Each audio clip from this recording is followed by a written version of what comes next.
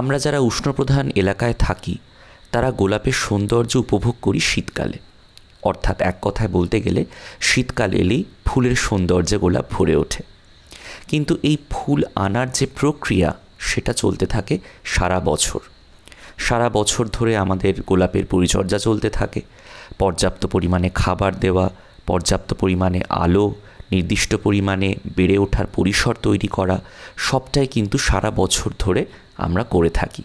এবং এই পরিচর্যার অবিচ্ছেদ্য অঙ্গ হলো সঠিক মিডিয়ায় গাছকে বড় করে তোলা। তাই আজ গোলাপের মাটি তৈরির একটি পদ্ধতি আপনাদের সঙ্গে ভাগ করে নিতে চাই।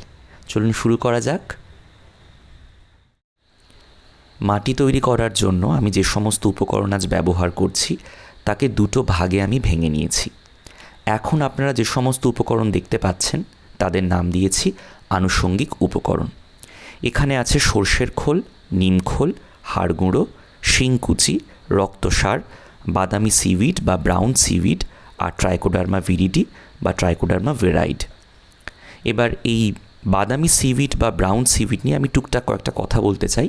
আমি সম্প্রতি এটা অ্যামাজনে পেয়েছি এবং সংগ্রহ করেছি দেখা মাত্রই। নতুন জিনিস আমি একটু ব্যবহার করতে বা এক্সপেরিমেন্ট করতে পছন্দ করি। তো আমার অভিজ্ঞতায় দেখেছি এটা কিন্তু বেশ ভালো কাজ দিচ্ছে। মাটি তৈরির ক্ষেত্রে একটা খুব ভালো উপকরণ, এটা আপনারা ব্যবহার করতেই পারেন। এবার আমি এই উপকরণগুলো একটু সরিয়ে নিই, কারণ এবারে আমি আপনাদের মূল উপকরণের দিকে নিয়ে যাব।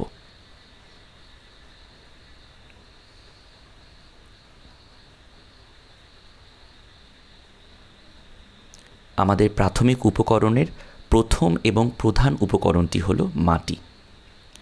একটু খেয়াল করে দেখুন, মাটিটা একদম ধুলোর মতো করে গুঁড়ো করা। আমি এটা মিক্সিতে গুঁড়ো করে নিয়েছি। এরকম গুঁড়ো করতেই হবে সেরকম কোনো কথা নেই, তবে যদি করতে পারেন তাহলে খুব ভালো হয়। কেন সেটা পরে আপনাদের দেখাবো। এই উপকরণের সঙ্গে আমি ব্যবহার করব সমান পরিমাণে বালি।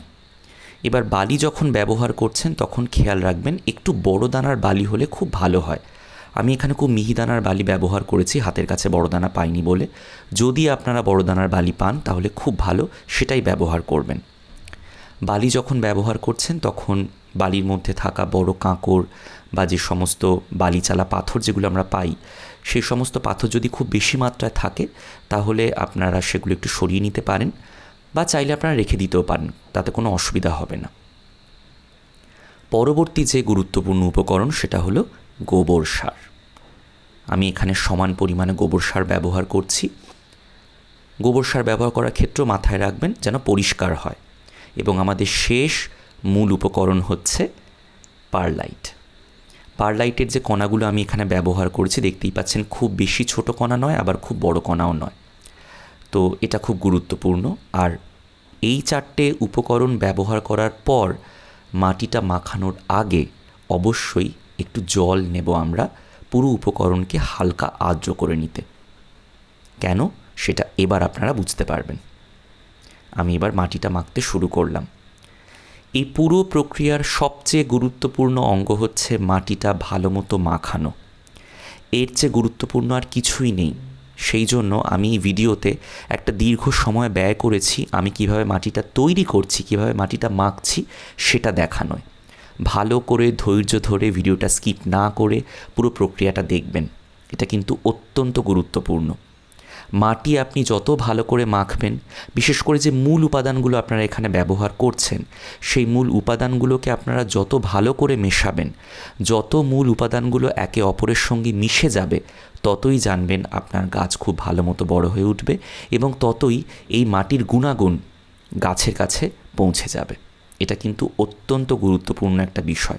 আমি আমার ব্যক্তিগত অভিজ্ঞতা থেকে আপনাকে গ্যারেন্টি দিয়ে বলতে পারি। ভালো মতো সময় নিয়ে ধৈর্য ধরে হালকা হাতে বারবার মাটিটা মাখতে থাকবেন এবং খেয়াল করে দেখুন আমি বারবার নিচের দিক থেকে উপকরণগুলো তুলছি, আবার নামাচ্ছি, আবার তুলছি। কারণ নিচে যেহেতু মাটি আছে এবং আপনি যেহেতু জল দিয়েছেন, তাই আপনাকে বারবার ভালো করে সমস্ত উপকরণকে নিচ থেকে ওপরে, আবার উপর থেকে নিচে, এই সার্কুলার মোশনে ঘোরাতে হবে। তবেই কিন্তু আপনারা খুব ভালো মতো এই মাটিটাকে তৈরি করতে পারবেন। এবং আপনারা অবশ্যই অনুভব করতে পারছেন আমি এখানে যে প্রাথমিক উপকরণগুলো ব্যবহার করেছি সেগুলো পরস্পরের সঙ্গে খুব ভালো মতো মিলেমিশে একাকার হয়ে গেছে। এটা কিন্তু অত্যন্ত গুরুত্বপূর্ণ বিষয়, এটা আপনাকে এনশিওর করতেই হবে।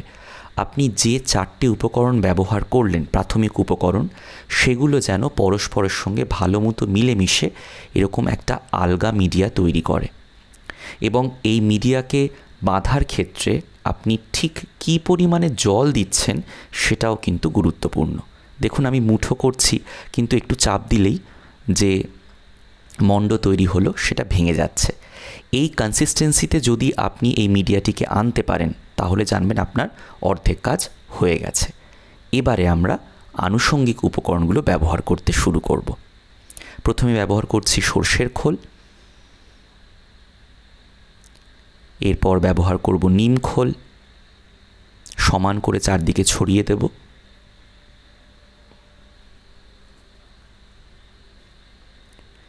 এরপর ব্যবহার করছি হাড় গুঁড়ো।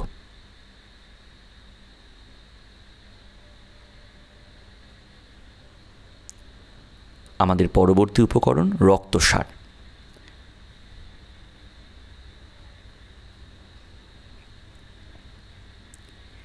এরপর শিংকুচি ব্যবহার করছি।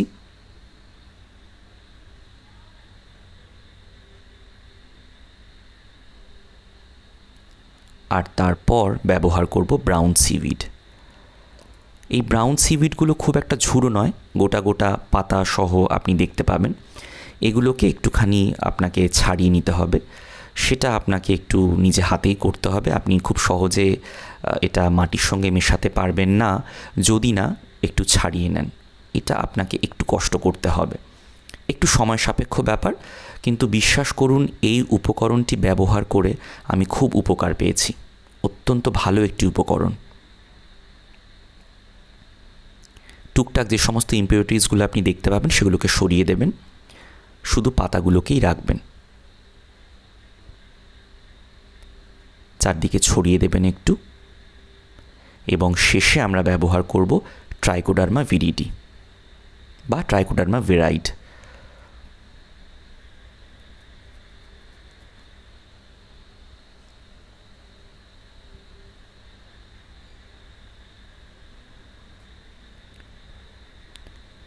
সামান্য একটু জল ব্যবহার করব যাতে মিশ্রণগুলো ভালো মতো প্রাথমিক মিডিয়ার সঙ্গে মিশে যায়। এবং আবার সে একই কথার পুনরাবৃত্তি করতে চাইছি, ভালো করে সমস্ত উপকরণগুলোকে মেশাতে হবে।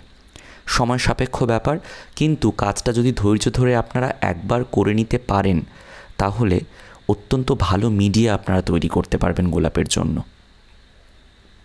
আমার অভিজ্ঞতায় দেখেছি এই মিডিয়া ব্যবহারে গাছ খুব ভালো মতো বেড়ে ওঠে, এবং এই মিডিয়া পিএইচ ওয়াইজ বেশ ব্যালেন্সড। মোটামুটি ধরুন 6.5 থেকে 7 এর মধ্যেই পিএইচ ঘোরাফেরা করে। কাজেই অবশ্যই এই মিডিয়াটি ভালো করে তৈরি করবেন, এবং যখন উপকরণগুলো মেশাচ্ছেন তখন ধৈর্য ধরে কাজটা করবেন। এবং আরও একটা গুরুত্বপূর্ণ বিষয় হলো, এই যে মিডিয়াটা তৈরি করছেন সেখানে জলের ব্যবহার। আমি একটু আগেই বলছিলাম প্রাথমিক মিডিয়াগুলো মিশিয়ে নেওয়ার সময় আপনি কতটা জল ব্যবহার করছেন সেটার উপরে কিন্তু এই মিডিয়ার প্রাথমিক তৈরি হওয়াটা নির্ভর করছে। আপনি যদি প্রয়োজনের তুলনায় বেশি জল দিয়ে দেন তাহলে মিডিয়াটা বেশি ভিজে গিয়ে একটু মণ্ড পাকিয়ে যেতে পারে।